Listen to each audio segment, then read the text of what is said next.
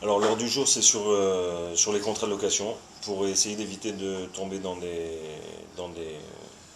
dans des problèmes. C'est des cas qui me sont arrivés, donc je vais vous parler de choses pour essayer d'éviter de tomber dans des problèmes qui peuvent générer des pertes de chiffre d'affaires, etc., etc. Moi, personnellement, initialement, quand a été créé Move Design, j'étais en shoot-foot sur les locaux, en centre-ville, avec une autre structure qui était sur la partie supérieure des locaux où j'étais. Et en fait, c'était lui qui était en face du propriétaire. Donc moi, j'avais aucun cachet avec le propriétaire. Malheureusement, il a déposé le bilan.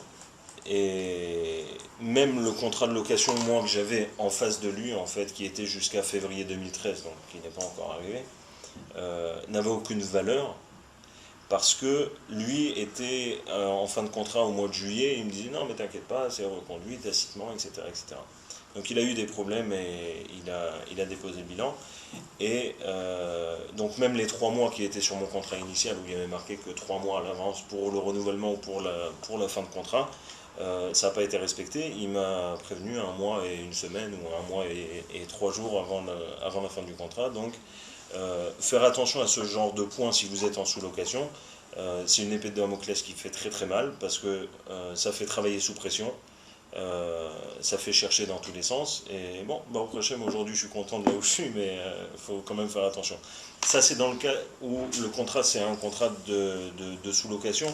C'est le même problème si c'est un contrat simple. Il faut faire attention aux clauses de libération.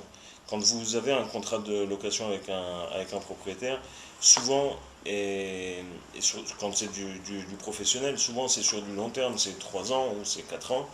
Mais il faut faire attention parce qu'il y a des fois des clauses où il y a marqué qu'après la première année, il y a possibilité que le propriétaire, avec 2 mois de préavis ou avec 1 mois de préavis, ils vous disent bon, bah, tu libères les locaux. Donc il faut faire très très attention à ça. Euh, et dans ce cas-là, tant qu'à faire que ça soit des deux côtés. C'est-à-dire que si le propriétaire se donne cette possibilité de nous dégager, entre guillemets, que nous aussi on ait la possibilité. Parce qu'on ne sait jamais s'il y a une opportunité, si on doit sortir. Euh, Autre chose, les augmentations. Il y a des augmentations sur les contrats de location. Et souvent, c'est en fonction du mamad et en fonction de la Hatzmada. Donc, il y a la possibilité, parce que les propriétaires, ils n'ont pas d'intérêt non plus à recevoir, bien sûr qu'ils ont l'intérêt de recevoir plus d'argent, mais il y a la possibilité de négocier ces clauses d'augmentation qui sont en fait à dragati, c'est-à-dire que si aujourd'hui on rentre au mois de janvier avec un loyer à 4000 shekels et que le mois d'après la Hatzmada elle a été de 2%, ça veut dire qu'on va devoir payer 4080 shekels ou 4008 shekels. Je fais pas la bocaire comme ça, les calculs mentaux, c'est un petit peu chaud. Euh, il y a deux choses. Il y a une augmentation annuelle qui est obligatoire. Souvent, on augmente entre 5 et 10%. Ça aussi, c'est négociable. Et l'augmentation de la Tzmada, moi j'ai vu mon cas.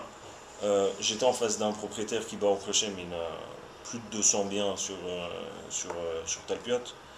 Je lui ai dit, écoute, moi la Tzmada, demain il y a la guerre ou demain il y a quelque chose, ça monte à 14%, je ne vais pas pouvoir payer 14%. Donc je lui ai demandé Plafond. un plafond où je lui ai dit, voilà, ton augmentation annuelle elle est de 3%, il n'y a pas de problème. Au début il avait demandé 6, mais je négocie pas, je lui dis mais je veux que ça soit 3%. Et je lui ai demandé un plafond pour l'augmentation des choses. Ça c'est pour la partie des choses à faire attention.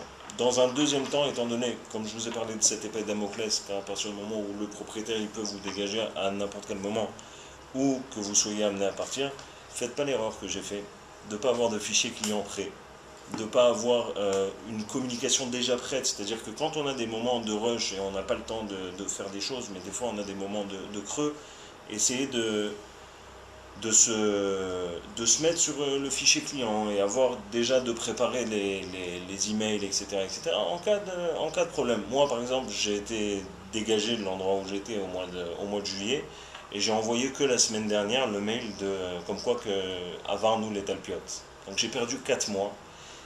Baruch Hashem, mon passage sur Talpiot, il a fait une progression exponentielle sur le chiffre d'affaires, Baruch Hashem, mais avec des clients nouveaux, donc pas avec des clients qui m'ont suivi. Donc là, aujourd'hui, j'ai communiqué sur mon passage à Talpiot. J'ai perdu une grosse partie de mes clients qui ont pensé, comme ils ont vu que le ESSEC du haut, il s'est cassé la figure, que moi aussi j'ai déposé le bilan. Donc, c'est une chose quand même à faire attention, et ça, c'est avec, avec des gens comme Yael, newsletter et toutes les choses comme ça, garder le contact avec les clients en permanence et continuer à générer ce pôle de mail et de communiquer avec le client, c'est quand même très très important. Bekitsour, c'était le sujet d'aujourd'hui. Les Hashem, la prochaine fois, ce sera un petit peu plus Messoudar avec des projections et tout ça.